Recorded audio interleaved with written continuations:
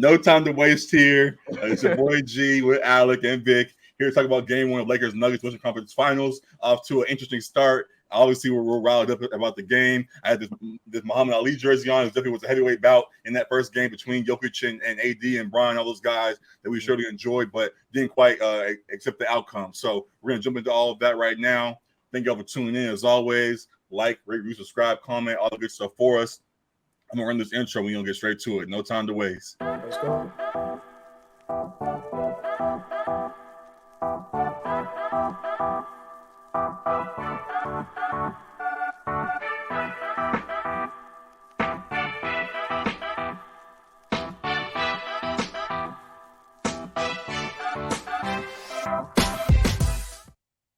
All right, so there it is. As you guys can see, Denver in a way stole game one from us, winning 132-126. Got off to a great lead early on, and the Lakers fought their way back and could have won that game, but a couple last minute moments that we didn't quite convert led to Denver holding them off. And so now here we are. We got valiant efforts from, we'll start with Denver real quick. Jokic had, what was that?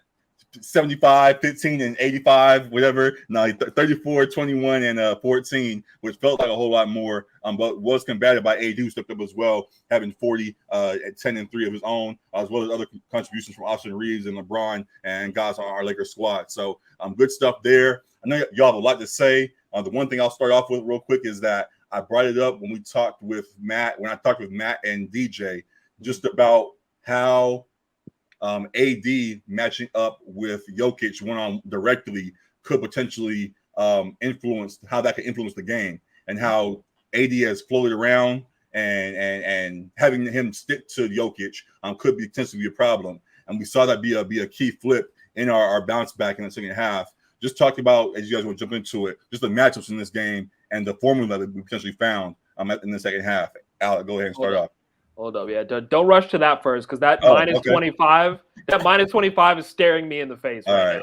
Go ahead. Oh my man. God. Go ahead. Like, I'm not typically a box score watcher. Like, I watched this game from start to finish. Yeah. The box score matches what you saw in that game from D'Angelo Russell.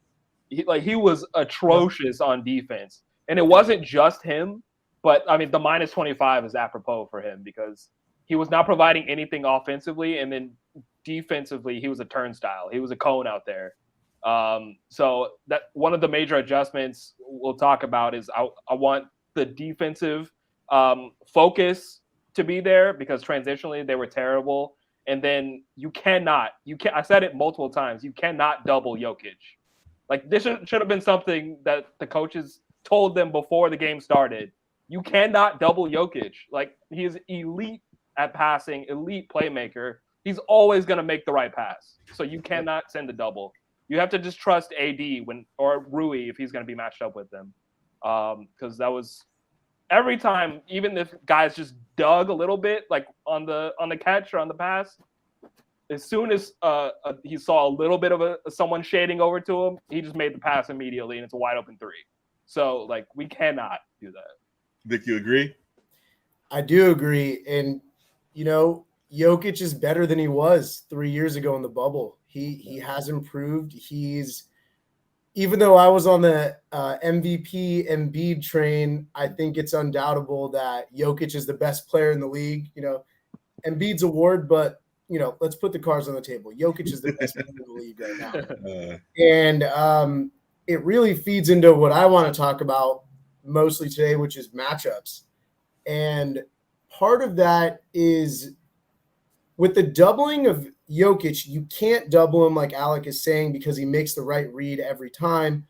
What you can do is throw a variety of size at him and size on the rest of the court to make those passing lanes tougher, to make his ISO game more difficult, because Darvin said, okay, let's go out with the 3-guard lineup like we did against Golden State. But Golden State's plan was to play us down, shrink us, and then beat us at small ball. Denver's saying, to hell with all that. We're going to go big. We've been big all year, and we're going to make them play our game. It was kind of a little bit of who was going to budge first. And after Denver came out swinging like that, Darvin had to make this adjustment sooner. He did eventually. We'll get a little bit more into the whole Rui on Jokic thing, but I guess my first comment is just matchups. The playoffs are a chess match. How are you going to respond? Because Mike Malone put the cards on the table first. It was the right move, and now it's about Darvin properly responding. He did respond, not in enough time. What's going to happen game 2? Matchups is the number one thing for me. Y'all, many folks echoed what Alec was tweeting during the game. He's getting a lot of tweets up during the game. Y'all make sure you guys follow him. A lot of tweets. A lot of tweets during the game. Make sure you're tuned in. Even 9 hours ahead, even in the middle of the night over there, he made sure he stayed up and was getting his thoughts off. And just one of the thoughts that he shared that many Lakers fans echoed was that the blueprint for success has been laid in this game that we suffered defeat. What is that blueprint, and how can we translate that into more victories now going forward? Alec, with this being your tweet, go ahead. Yeah, I think Vic already touched on it a lot. It's the adjustment that Darvin Ham made to have Rui guarding Jokic one-on-one and then allowing AD to play help side defense on the back end was huge. I mean, it basically allowed AD to be Giannis, and that's why Giannis has been one of the best defenders in the league, because he's elite at help defense. And it takes some of the pressure off AD having to bang with Jokic, which we already know he likes to be more of a 4 anyway. He doesn't really like to play the 5, but he kind of has to be best suited to what the Lakers need. But it allows him to not have to expend as much energy banging with Jokic in the post and to protect the rim as well. When Jokic makes those nice reads, it allows AD to protect the rim, alter shots, deter shots. And we saw it was like the Nuggets were kind of melting down in the second half, especially like mid fourth quarter. The Lakers went on a pretty substantial run, and we saw some turnovers from Jokic. We saw Aaron Gordon missing bunnies. Right. So, yeah, I loved what I saw from there. Obviously, I expect Mike Malone to make some adjustments, probably not having Aaron Gordon like in the dunker spot. But I do like that adjustment of having Rui on Jokic because he played him fairly well. I think there was a stat where he had like 0.67 like points per possession versus Rui versus it was like 2 points per possession versus AD. And that's not to say AD is a bad defender, but we were doing a lot of undisciplined defense in doubling Jokic when AD was on him, and that was hurting us. So, yeah, I like the adjustments that Ham made, and I expect him to make more. It was a very positive sign to see him make that in game too. Right. Like it wasn't something he waited until game 2 for. It was, and it immediately paid dividends once he did it. So. Vic, you want to add on to that? What do you think about the adjustments going forward? Yeah, in the same vein, size everywhere on the court. The playoffs, each matchup is so unique, and you can't just roll over the game plan from the first series to the second series to the third on your way, trying to get to the finals. You have to make those changes. We saw Vogel do it in the bubble, and now Darvin Ham is tasked with this team is completely different than Golden State. What are we going to do? And, one of the big things is size everywhere. So a lot of, Vando, Rui, Bron, and AD lineups with maybe just one guard, right? You need a guard. That's fine. The problem is also Jamal Murray. I mean, Jamal Murray was absolutely feasting on smaller guards the entire game. Yeah. Aaron Gordon was feasting on Michael Porter was shooting right over the top of Reeves. MPJ was shooting over everyone. I mean, he's already big. His elevation, he gets very elevated on those 3 points, those 3-pointers and other jump shots. How are we going to respond? What do we do? And it's putting size everywhere on the court to disrupt that. So, Vando got played out of the lineup a little bit. Guess what? You're right back in. Right back in there, buddy. Yeah. You're right back in. And it's like Dwight in the bubble in 2020. Now you have a major role to play here. Can you step up? Right. And I think we're going to see these Laker players. We already saw with Rui in game 1. Rui did step up. He was fantastic on the offensive end. Playing Joker one-on-one when he's doing that isolation back down, extremely difficult. Extremely difficult. Yeah. It's a lot to ask of someone that doesn't play the 5. But it unlocked something for the Lakers that we want to see going forward clearly. So, yeah, I mean, just going back to Alex's tweet and making it full circle, the Lakers have a recipe here. We have something. Now it's about what's Mike Malone going to do. And then, responding to one another. It's such a dynamic situation. It's not static. It's not one adjustment. All right, let's play. Adjustments are going to keep being made. How do the Lakers respond? How does Mike Malone and the Nuggets respond? We'll see. Yeah, for that for those Darvin Ham adjustments, it was like that Woody meme. It was like, hold up, let him cook. I know. Hey, you guys know that everyone called him Pockets Ham, right? Because he just like stands around the court. His hands are out of the pocket. He's drawing up plays. He's making adjustments. He's no longer hands in the pocket Ham. Absolutely. I kind of like what I'm seeing out of Darvin Ham. I do too.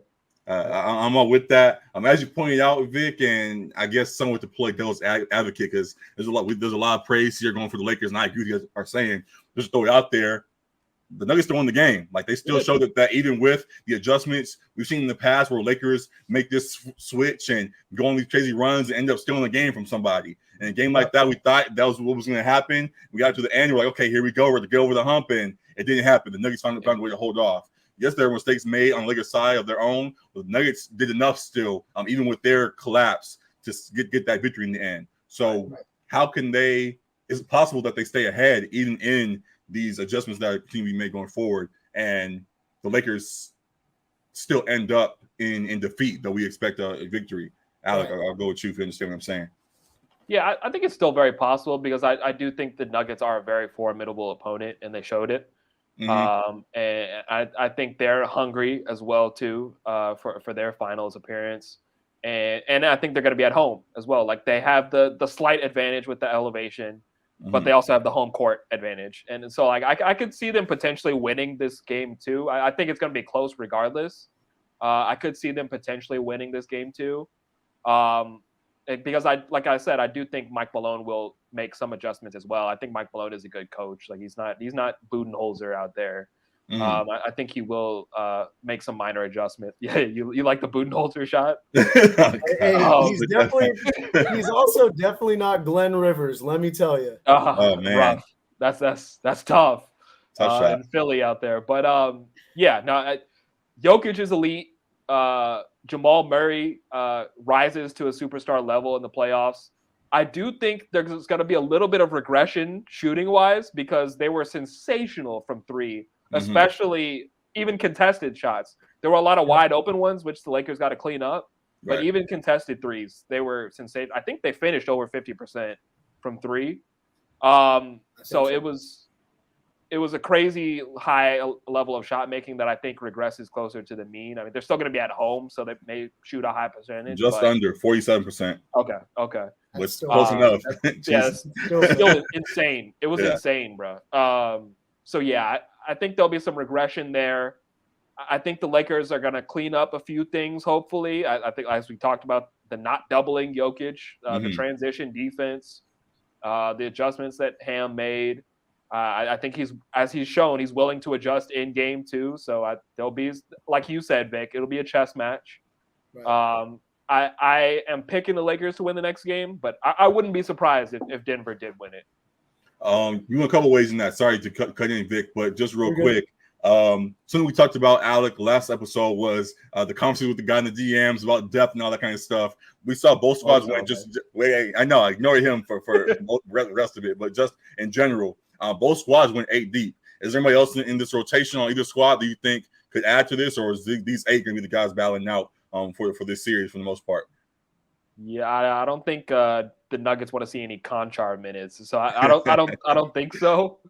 For the Nuggets, for the Lakers, I said for sure I want Rui to, like, I would love him to start and finish. I'd love him to play 35 minutes a night in this series, because we were outmatched, like Vic said, with the size.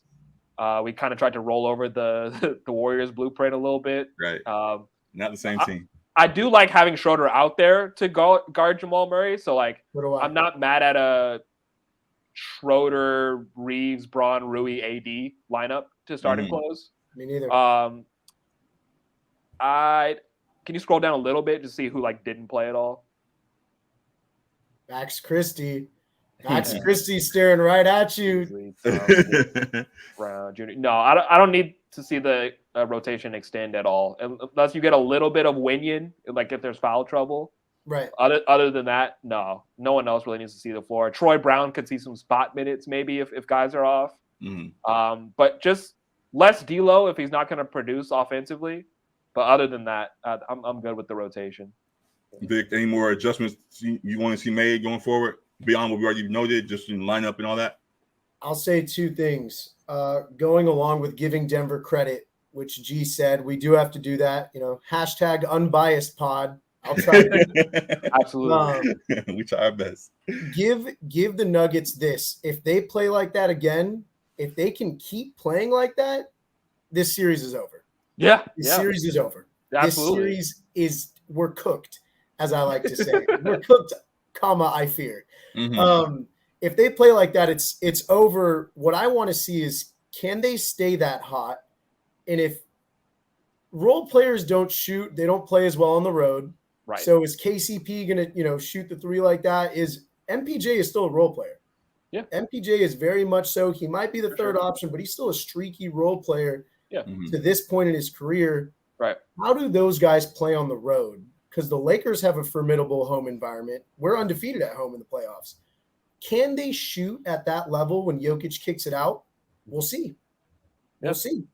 So that's something I want to know. Give them credit, however. It felt like a little bit of a ceiling game for Denver shooting wise. I'll say that. Absolutely. I'll say that. Right. Yeah. So, like Alex said, regress to the mean. How much they regress, we'll see. Exactly. Hey, listen, seeing how it translates, KCP did play with LA, so it's possible that he why'd you use those fake ankle bracelet pictures? Violated him with that pick. Violated him. My bad. That's nasty. That's vile work, G. Yeah, that's really nasty work. That's NBA champion. The Lakers, KCP. He was like borderline the third best player on that championship. Yeah, he's been that guy for a little while now, so got respect him. He can hold his own in LA too. So we'll see how that matches up. But put the ankle monitor on DLO because seriously. I wanted to say about DLO. So there were reports floating. I don't know how credible these are on Twitter and other outlets today saying I saw it. If he plays himself out of the rotation, the Lakers are kind of worried about his ability to engage, not rotation, starting lineup, to stay engaged. A little bit of like Diva syndrome, essentially. Yeah, I understand. Talking about matchups and guys stepping up and guys sacrificing, there's a real chance if he can't play defense, I'd rather have Dennis as the lone guard or Reeves as the lone guard. They at least lock in a little bit on defense. What happens? I kind of want to ask both of you guys is, what happens if D'Lo plays himself out of the starting lineup and then kind of the rotation just merely off matchups? Is he mentally formidable enough to roll with those punches? I'm a little bit worried about that. What do you guys? I will say. Oh, go ahead. You first. I'll give your boy some credit, G. I will say I think he's matured significantly since his last stint in LA for sure, and just over the course of his career. I think he's willing. And this team has showed throughout the playoff run so far that they're bought in. So, these guys are willing to make the extra pass. They don't really care who's the leading scorer. It's been Reeves, it's been D'Lo, it's been Rui, it's been Bron, it's been AD. It doesn't really matter who's getting theirs as long as the job is getting complete. I think he'd be the perfect six-man in this scenario for this series because he can provide an offensive punch when he is hitting. It was an off game offensively. He's had his 20-point games in the playoffs. He has. So if he can provide an offensive spark off the bench as a six-man and we just play him 20 to 24 minutes, I think that would be perfect for this series because defensively he is undoubtedly a liability right now. And I think will continue to be. So if he's not providing the offensive spark, that's where the issues come with him maybe being out of the rotation completely. But I think if he can provide offensive spark, he can be a good six-man. On a serious note, I do agree with that. I think he definitely can provide a spark both off the bench, and I think that he should be open to that and be ready for that if needed, just based on matchups. This is how things go, and we get in the playoffs, whatever matchups work best, you got to roll with him. He's not a part of that lineup, then he has to accept that and understand that in the end it can lead to victories, which is what we're here for most. So on that side, I totally hope he is ready for that and can accept that if need be. On a funny side, there's talked about how if he checks out, he's not going to want to be here next year. Listen, bro, we do not care. We're trying to win championship right now. Anything about next year and contract next year, we'll figure it out later on. But right now, we're in a spot that many folks do not expect us to be in. And we're trying to make it take advantage of it as most as possible. And if you're going to be here playing with your emotions because you're worried about some contracts down the line, that's not what we're trying to focus on right now. So that can be put to the side. But yeah, back to what Alex said, definitely think that in this moment, he should be ready for whatever is called upon. As he has his tattoo, the time is now for him to be wherever he needs to be. If that needs to be a sixth man, then that's what he needs to be. And yeah, we'll see if that adjustment is made going forward. But definitely a lot of good things to look at. I'm glad you brought it up, Vic. Yeah. Anything else that you guys want to talk about real quick, or is that it for game 2? Good Lakers question. in 7. That's it. Oh, you got 7. So you think it goes 7. Okay. I'm going Lakers in 7. Even before I felt a little like afraid of the Nuggets. I'm not afraid of the Nuggets. I'm giving G wants to give them their flowers. I'll give them their flowers. They're the best team not named the Lakers in the playoffs right now. And I think it's going to be between them and the Celtics, yeah. All right. We'll talk about that another time. I don't know about all that. I don't know about all that. But yeah. I'd say Lakers in 7. And closing remarks, throw size at them. Yep. And transition defense. We didn't get to talk about. We talked about that a little bit pre-pod. Yeah, briefly. Transition defense is still massive because you can't let Jokic grab all those rebounds. Right. And they're streaking down the court. Aaron Gordon's job seemingly is get down the court as fast as possible, outrun everyone. So many easy outlets, so many easy buckets that got us down 15, 17, and then we're trying to claw back. I want first quarter transition D out of the Lakers. Yeah. We'll see what happens. Yeah, and along with that, just first quarter effort in general. Like, you have to come out locked in. Like as Brons said, they came out and punched them in the mouth. Like, you have to expect that type of effort from Denver in a game 1 where they're trying to set the tone. So they have to match that energy for sure. And along with that, we didn't really talk about LeBron or AD, actually. And AD was sensational with his 40 and 10. I think I said pre-pod to Vic, the only small criticism I had was that I would like to see him clean the glass a little bit more. I mean, like we saw Jokic had damn near a double-double in the first quarter. I think he had 10 rebounds or whatever in the first quarter. 12 in the first quarter. Okay, so yeah, I mean, he was cleaning the glass like crazy, and AD only had 2 boards in the first half entirely. Finished with 10. So I'd like to see him crashing the boards a little bit more, but can't ask for any more from him offensively. I mean, that 40 and 10, and then the steals and the blocks as well on the defensive end. He was active for sure. Then that's the type of AD we need. And Braun, salute to him. I thought of all the guys, his effort was there. Real quick? Sorry. I know we said we're past alternate days, but even in what we've seen now, if Jokic maintains a high clip, even close to what he got this last game, can AD still put up what we saw in that first game as well going forward? I think if he drops a little bit, that could be the difference as well. You're asking if he's capable of getting 40 and 10 again? I guess I'll ask that. Is he capable of continuing that type of play going forward? Yeah. Yes, he's capable. It's a matter of if he's going to do it or not. Right. But he's capable, absolutely. Okay. That's what we've been asking for, consistency from him. But yeah, I mean, it wasn't like a difficult 40 either. Like it was a pretty efficient 40. It was. And it was a lot of runners, floaters. He hit 1 3, which he hasn't even really been hitting the 3 like that, but he was in rhythm clearly. Right. And he can get like that. And especially when Jokic is the one guarding him, he can take it. He can exploit that matchup just like Jokic was exploiting his matchup. Right. So I'm not worried about AD's production capability. It's just about his consistency, whether he will come out focused and sharp and do it. But I was saying credit to LeBron because he was the one that was effort-wise. He seemed like he was 100% all game for the most part. Yeah. Sure. Where the rest of the guys were kind of lacking in that category. Yep. On the defensive end, he's been great throughout the playoffs, just as a roamer too. But I thought LeBron was great in that game 1. There was the only question, and I was going to pose it to you guys, how you felt about him taking that 3 to potentially tie the game. I actually didn't mind it, to be honest. He wanted a FU3 at the end to really close the gap in. It was one of the few times where it's like he's about to pull up and he really shouldn't. Like you just see it coming, and you're like, bro, don't do it. He was like, he was abusing Jamal Murray, and Jamal Murray was guarding him once again. He definitely could have took him to the rack.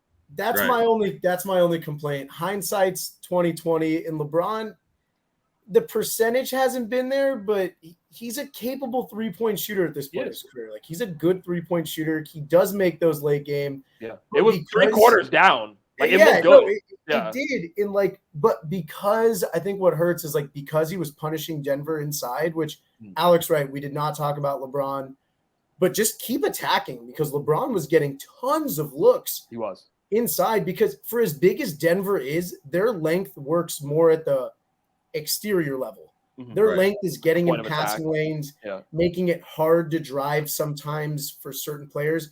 Once inside, Jokic is not a known rim protector.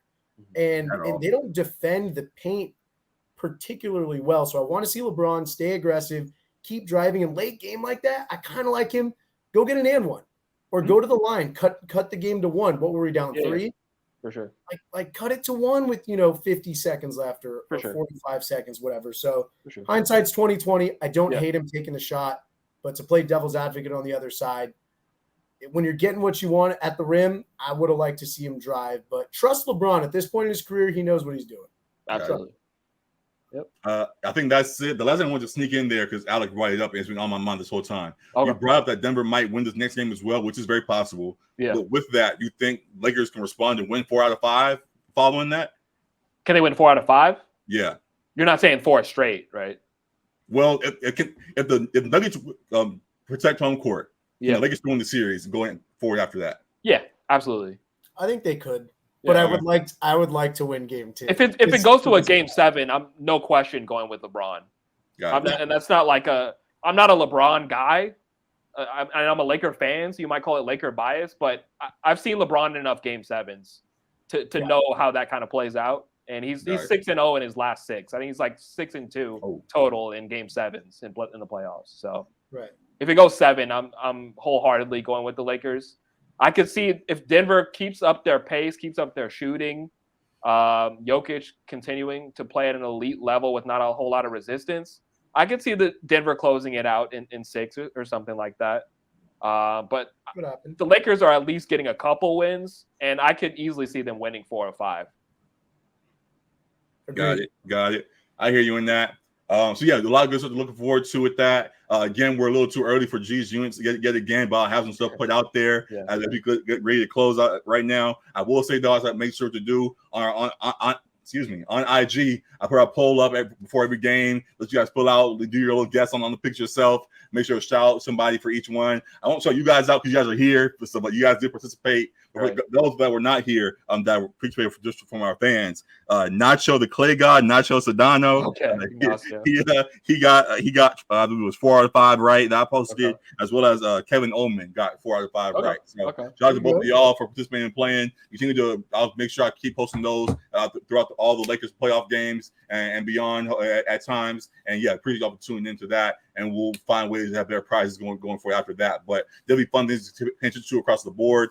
Great things here. Thank you, Alec, for joining us at 4 in the morning from Paris. We got a good scouting report. 12:30 right now. 12:30. We got a good scouting report on Wemby before he goes over to San Antonio. And that's it for right now. As we just a quick, real one-word answer.